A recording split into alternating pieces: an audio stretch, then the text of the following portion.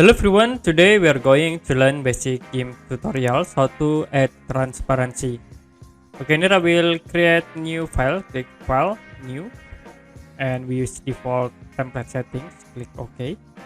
For example, I will draw a rectangle and we set color for this rectangle into blue and you can click select none. So if you want to transparency, like I will transparency these objects, you can select this object. I will using this tool, Fuji select tool, select the object, and then you can go to select menu, click float.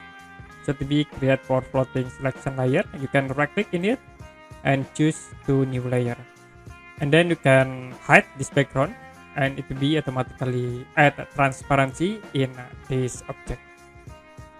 Okay, that's it how to add transparency in a game. And if you have any question about this tutorial, you can comment below this video.